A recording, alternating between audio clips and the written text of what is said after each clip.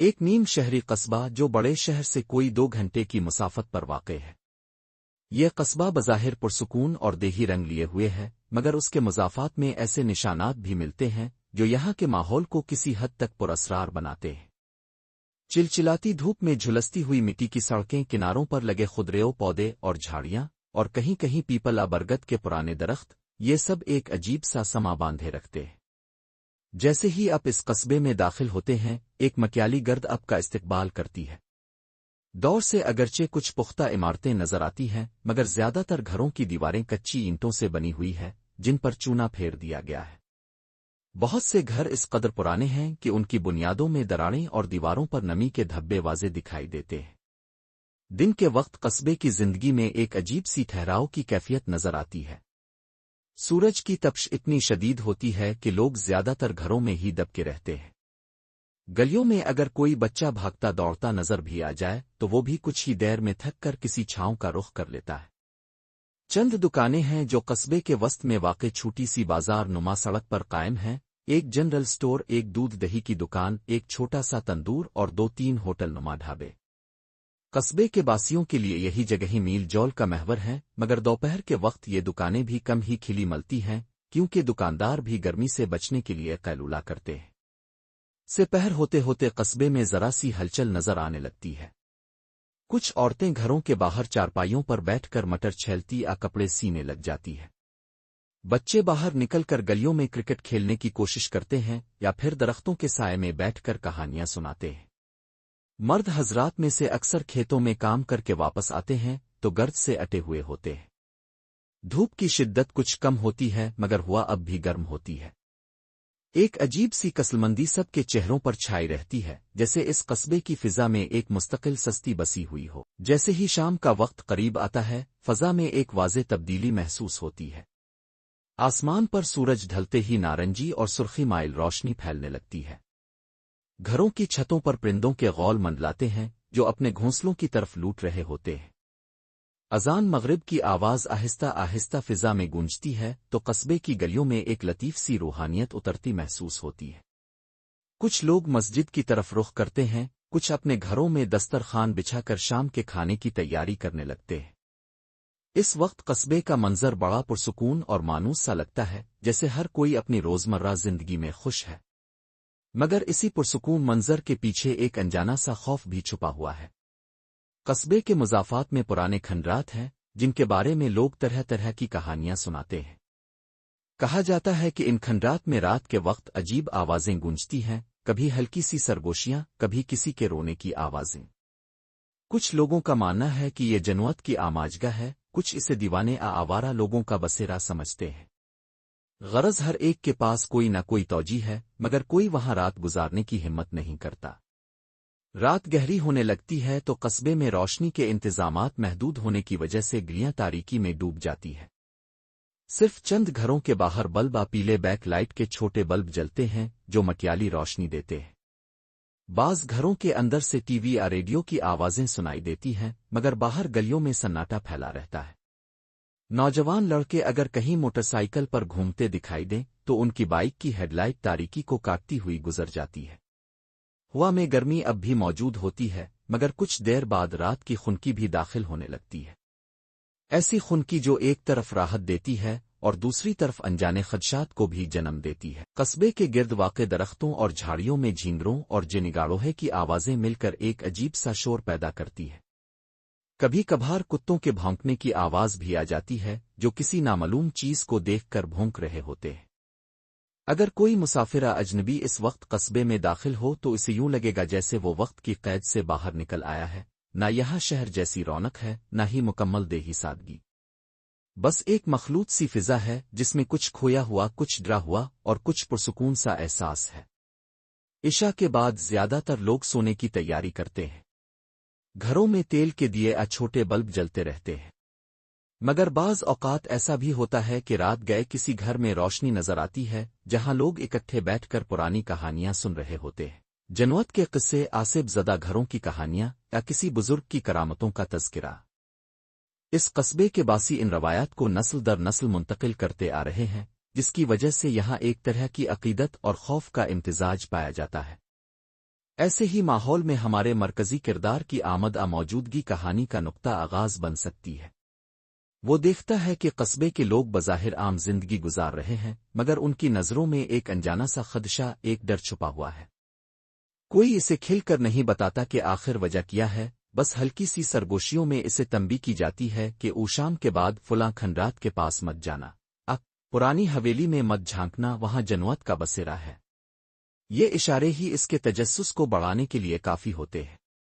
یوں اس منظر کشی میں ہم دیکھتے ہیں کہ یہ قصبہ بیک وقت سادگی اور پراسراریت کی علامت ہے۔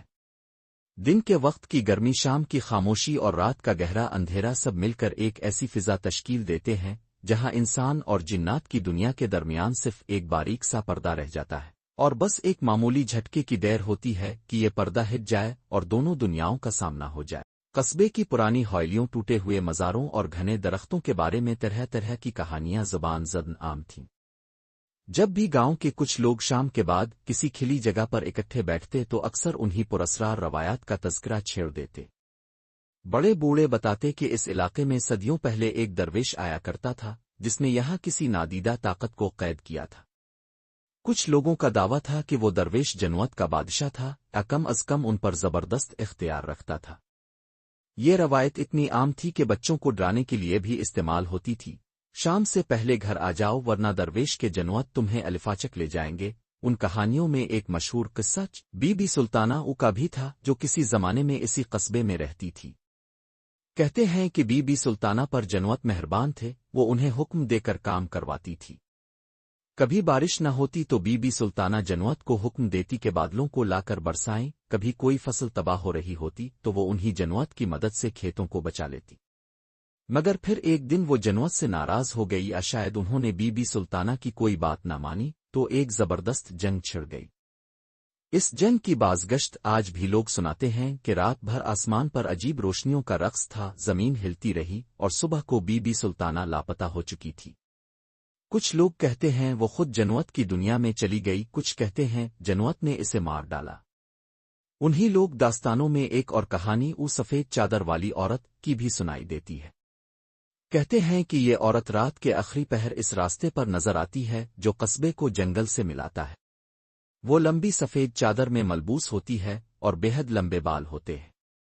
دور سے دیکھنے پر لگتا ہے جیسے وہ روتی ہوئی چل رہی ہو، مگر جب کوئی قریب جاتا ہے تو وہ اچانک غائب ہو جاتی ہے یا دھواں بن کر بکھر جاتی ہے۔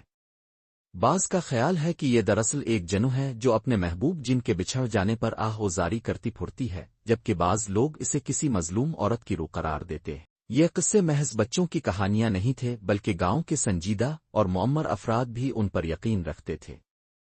جب بھی کوئی انہونی بات ہوتی، جیسے کسی جانور کا بے وجہ بیمار پڑ جانا یا کسی شخص کو عجیب خوابوں کی شکایت ہونا، تو لوگ فوراً ان کہانیوں کو یاد کرتے اور کہتے کہ یہ اسی وجہ سے ہے، جنوت ناراض ہو گئے ہیں، پھر یہ کہ فلاں مقام پر مہر ٹوٹی ہوئی تھی، اس لیے جنوت آزاد ہو گئے ہیں۔ قصبے کی پرانی مسجد کے ایک حجرے میں چند پرانی کتابیں بھی موجود تھیں، جن میں سے ایک کتاب میں جنوت کے مختلف قبائل کا ذکر ملتا تھا۔ اس کتاب میں لکھا تھا کہ جنوت میں بھی اچھے اور برے ہوتے ہیں، کچھ مسلمان ہیں، کچھ کافر، اور ان کے اپنے اپنے قبیلے اور سردار ہیں۔ یہ سب پڑھ کر لوگ خوف اور تجسس کے ملے جلے جذبات میں مبتلا ہو جاتے۔ اس ماحول میں ہمارے مرکزی کردار کو، جس کا نام اب فرض کر لے سلمان ہے، بڑی دلچسپی پیدا ہوئی۔ سلمان شہر سے کچھ دنوں کے لیے اس قصبے میں آیا تھا، شاید کسی تحقیقی کام کے سلسلے میں یا کسی عزیز کی عیادت کے لیے۔ اس نے جب ان لوگ کہانیوں کا تذکرہ سنا تو اس کا تجسس جاگ الفاٹے۔ اسے شروع سے ہی پراسرار اور ماورائی موضوعات میں دلچسپ تھی، مگر یہاں کے لوگ اتنے یقین سے جنوت کے بارے میں بات کرتے تھے کہ وہ حیران رہ گیا۔ ایک شام اس نے چند مقامی افراد سے درخواست کی کہ اسے ان پرانی کہانیوں کی تفصیل بتائیں۔ گاؤں کے چند بوڑھے افراد نے اسے مختلف کہانیاں سنائیں جو نسل در نسل منتقل ہوتی آ رہی تھیں۔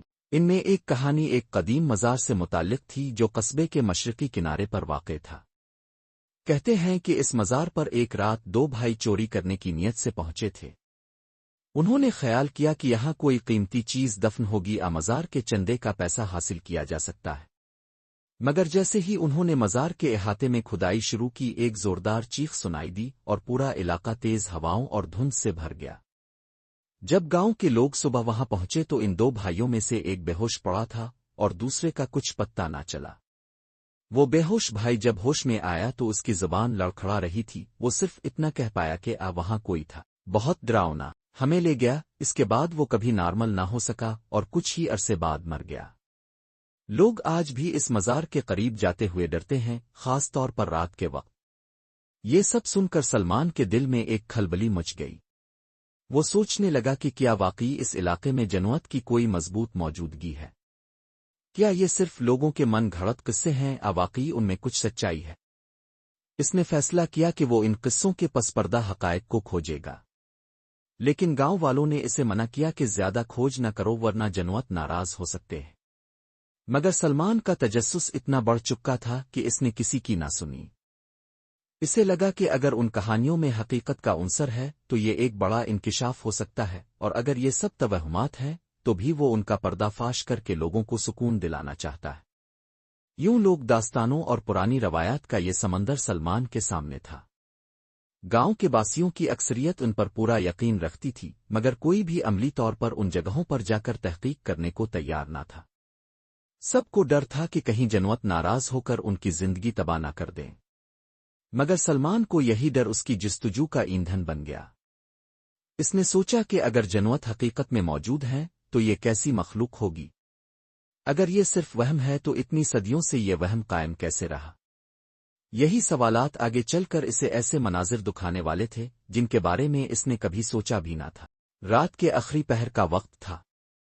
گاؤں کے بیشتر لوگ گہری نیند سو رہے تھے، لیکن سلمان کی آنکھوں میں نیند کا نام و نشان نہ تھا۔ وہ ابھی تک ان تمام لوک کہانیوں اور پراسرار روایات کے بارے میں سوچ رہا تھا جو اس نے پچھلے چند دنوں میں سنی تھیں۔ اس کا ذہن مسلسل سوالوں سے گونج رہا تھا۔ کیا واقعی جنوت اس علاقے میں موجود ہے؟ کیا پرانے مزار کھنڈرات میں کوئی اندیکھی طاقت بستی ہے؟ یہ سب صرف وہم اور خوف پر مبنی قصے ہیں؟ اچانک اسے یاد آیا کہ ایک مقامی بوڑھے شخص نے اسے بتایا تھا کہ اگر کسی کو ان کہانیوں کی صداقت جاننی ہو تو وہ رات کے وقت قبرستان کے عقب میں موجود قدیم کنویں کے پاس جائے۔ کہا جاتا تھا کہ وہ کنواں برسوں سے خشک پڑا ہے اور اس کے آس پاس کسی نادیدہ قوت کا پہرا ہے۔ سلمان کو یہ جگہ سب سے زیادہ پراسرار لگی تھی۔ وہ اسی کشمکش میں تھا کہ جائے نہ جائے، لیکن تجسس اتنا بڑھ چکا تھا کہ اس نے گھر سے باہر نکلنے کا فیصلہ کر لیا۔ وہ دھیرے دھیرے گلیوں سے گزرتا ہوا قبرستان کے قریب پہنچا۔ رات کی تاریکی میں قبرستان کی خاموشی اور بھی گہری لگ رہی تھی۔ کبھی کبھار کتوں کے بھونکنے کی آواز آ جاتی، ورنہ ہر طرف سناٹا چھایا ہوا تھا۔ چاند آسمان پر تھا مگر اس کی روشنی اتنی نہ تھی کہ راستہ صاف دکھائی دے۔ سلمان نے ایک چھوٹا سا ٹارچ ساتھ لے لیا تھا، مگر اسے ڈر تھا کہ تیز روشنی کہیں کسی کو متوجہ نہ کر دے۔ وہ محتاط انداز میں چلتا ہوا قدیم قبروں کے بیچ سے گزرا۔ ان قبروں پر برسوں پرانے کتبے لگے تھے جن کے الفاظ اب مٹ چکے تھے۔ کچھ قبروں پر خضرو جھاڑیاں الفاگ ہوئی تھیں جن میں سے حشرات کی آوازیں آ رہی تھیں۔ قبرستان کے آخری سرے پر ایک ٹوٹی ہوئی دیوار تھی جس کے پاس سے جنگل کا راستہ نکلتا تھا، مگر سلمان کو جنگل میں نہیں جانا تھا، بلکہ وہیں بائیں جانب ایک پرانا کنواں موجود تھا جس کے گرد دھندلا سا جنگلی پودوں کا احاطہ تھا۔ کنواں بہت گہرا لگتا تھا، اگرچہ اب اس میں پانی نہیں تھا۔ دیواروں میں دراڑیں تھیں اور کنویں کی منڈیر بھی جگہ جگہ سے ٹوٹی ہوئی تھی۔ کہا جاتا تھا کہ یہ کنواں کسی زمانے میں بہت مشہور تھا، لوگ یہاں سے پانی بھرتے تھے، مگر پھر اچانک خشک ہو گیا اور اس کے بعد ہی گاؤں میں عجیب و غریب واقعات شروع ہوئے۔ سلمان نے کنویں کے قریب پہنچ کر ارد گرد کا جائزہ لیا۔ ماحول میں عجیب سی ٹھنڈک تھی، حالانکہ موسم اتنا ٹھنڈا نہیں تھا۔ ٹارچ کی روشنی میں اس نے دیکھا کہ منڈیر پر پرانے نشانات سے لگتا تھا کہ کبھی یہاں کسی نے لوہے کا جال ڈول باندھا ہوا تھا، مگر اب صرف زنگ آلود کنڈے باقی رہ گئے تھے۔ اچانک اسے ایسا محسوس ہوا جیسے کنویں کے اندر سے کوئی سرگوشی سنائی دی ہو۔ اس کا دل دھک دھک کرنے لگا۔ اس نے کان لگا کر سننے کی کوشش کی، مگر خاموشی کے سوا کچھ نہ تھا۔ شاید وہم ہو۔ وہ پیچھے ہٹ کر کھڑا ہو گیا۔ اسی لمحے اچانک ایک ٹھنڈی ہوا کا جھونکا آیا جس نے جھاڑیوں کو ہلایا تو ایک سائیں سائیں کی آواز پیدا ہوئی۔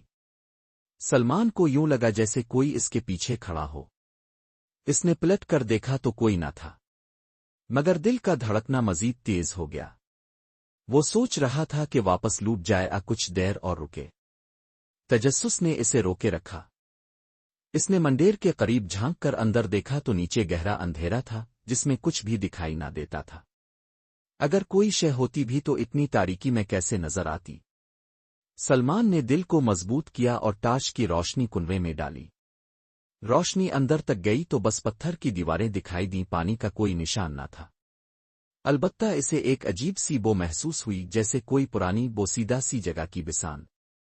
وہ تھوڑی دیر تک ٹارچ سے اندر کی گہرائی کو دیکھتا رہا۔ اسے کوئی خاص چیز نظر نہ آئی تو اس نے ٹارچ بند کر دی۔ جیسے ہی ٹارچ بند ہوئی ایک ہلکی سی آہٹ کنویں کے اندر سے الفابیر۔ سلمان نے جھرجھری سی لی اور پیچھے ہٹ گیا۔ اسے لگا جیسے کسی نے کنویں کی تہ میں پتھر پھینکا ہو، مگر یہ ممکن کیسے تھا؟ کیا کوئی اور بھی یہاں موجود ہے؟ ابھی وہ اسی سوچ میں تھا کہ پیچھے سے کسی کے قدموں کی آواز آئی۔ اس نے مڑ کر دیکھا تو ایک بوڑھا شخص کھڑا تھا جس کے چہرے پر لمبی داڑھی تھی اور آنکھوں میں چمک۔ اس نے دھیمی آواز میں پوچھا، بیٹا یہاں کیا کرنے آئے ہو؟ سلمان نے گھبرا کر جواب دیا، بابا جی میں بس تھوڑا دیکھنے آیا تھا۔ بوڑھے نے سر ہلاتے ہوئے کہا، یہ جگہ اچھی نہیں، لوگ غلط کہتے ہیں کہ یہاں جنوت کا بسیرا ہے، مگر کچھ نہ کچھ تو ہے جس نے لوگوں کو خوف میں مبتلا کر رکھا ہے۔ سلمان نے پوچھا، آپ کون ہیں؟ بوڑھے نے اپنا نام بتانے سے گریز کیا اور بس اتنا کہا، میری بات مانو تو اس کنویں سے دور رہو۔ بوڑھے نے یہ کہہ کر ایک لمبی سانس لی اور تاریکی میں غائب ہو گیا جیسے وہ خود بھی کوئی بھوت ہو۔ سلمان نے آواز دی مگر کوئی جواب نہ آیا۔ اس نے ٹارچ روشن کی مگر اسے کچھ دکھائی نہ دیا۔ اسے یوں محسوس ہوا جیسے وہ بوڑھا کوئی انسان نہیں بلکہ کوئی ماورائی وجود تھا۔ خوف اور تجسس نے اسے پوری طرح جکڑ لیا۔ وہ تیز قدموں سے واپس گاؤں کی طرف چل پڑا۔ راستے میں وہ سوچتا رہا کہ اگر یہ واقعی کوئی انسان تھا تو اس نے ایسا کیوں کیا؟ اور اگر کوئی جنو آرو تھی تو اسے متنبع کرنے کا مقصد کیا تھا؟ گھر پہنچ کر بھی سلمان کی بے چینی کم نہ ہوئی۔ وہ سارے راستے یہی سوچتا آیا کہ کنویں کے اندر کیا تھا، آہٹ کیسی تھی، اور وہ بوڑھا شخص کون تھا۔ صبح ہوتے ہی اس نے مقامی لوگوں سے پوچھا تو کسی نے کسی ایسے بوڑھے کے بارے میں نہیں سنا جو راتوں کو قبرستان کے پاس پھرتا ہو۔ باز نے کہا، شاید وہی جنوت میں سے کوئی ہوگا جو انسان کی شکل میں آیا ہو۔ باز نے اسے ڈرایا کہ تم نے اچھا نہیں کیا، وہاں جانا خطرناک ہے، مگر سلمان کا تجسس مزید بڑھ گیا۔ اسے لگنے لگا کہ یہ پہلا ٹکراؤ تھا جو اصل میں ابھی کہانی کی ابتدا تھی۔ اگر یہ واقعی پہلا اشارہ ہے تو آگے کیا ہونے والا ہے؟ یہی خیال اس کے دل میں خوف کی ایک لہر دوڑا گیا اور ساتھ ہی ایک عجیب سا جوش بھی کہ وہ اس راز کو ضرور کھول کر رہے گا۔ یہ رات سلمان کی زندگی کی پہلی ایسی رات تھی جس میں اس نے ماورائی دنیا کا ہلکا سا سامنا کیا تھا۔ کم از کم اسے یوں محسوس ہوا۔ اس کے ذہن میں بہت سے سوالات جنم لینے لگے کہ اگر یہ سب حقیقت ہے تو جنوت کی یہ دنیا کیسی ہوگی؟ کیا وہ واقعی انسانوں پر حملہ کرتے ہیں؟ یہ سب بس ڈر کے قصے ہیں۔ اس نے فیصلہ کیا کہ وہ مزید تحقیق کرے گا، شاید کسی عالم بزرگ سے ملے، پرانے ریکارڈ کھنگالے تاکہ سمجھ سکے کہ اس علاقے میں ایسی پراسراریت کی وجہ کیا ہے۔ اسے علم نہ تھا کہ یہ محض شروعات ہے اور آگے اسے کن آزمائشوں سے گزرنا پڑے گا۔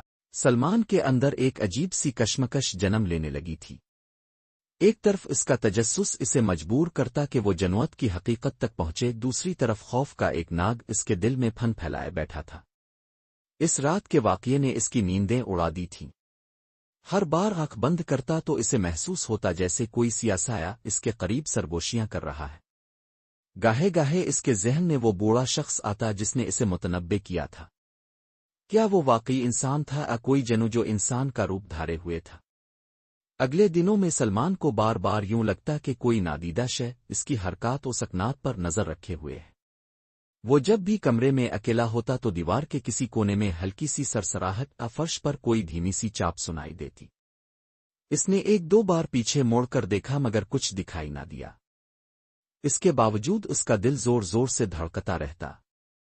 اس کا کھانا پینا بھی متاثر ہوا اور وہ مسلسل ایک گھٹن سی محسوس کرنے لگا۔ گھر والوں نے پوچھا تو اس نے بس یہی کہا کہ کچھ نیند پوری نہیں ہو رہی، مگر اصل بات نہ بتا سکا۔ اس کے ساتھ ساتھ اس کے خواب بھی شدت اختیار کرتے گئے۔ بعض راتوں میں وہ دیکھتا کہ وہ کنویں کے پاس کھڑا ہے اور اندر سے کوئی اسے پکار رہا ہے۔ کبھی کسی ویران مسجد میں بھٹک رہا ہوتا اور اس کے تعاقب میں کوئی سایہ دوڑ رہا ہوتا۔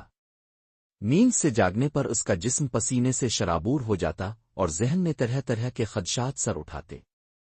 اسے لگنے لگا کہ شاید یہ جنوت اس کے دماغ پر اثر انداز ہونے لگے ہیں۔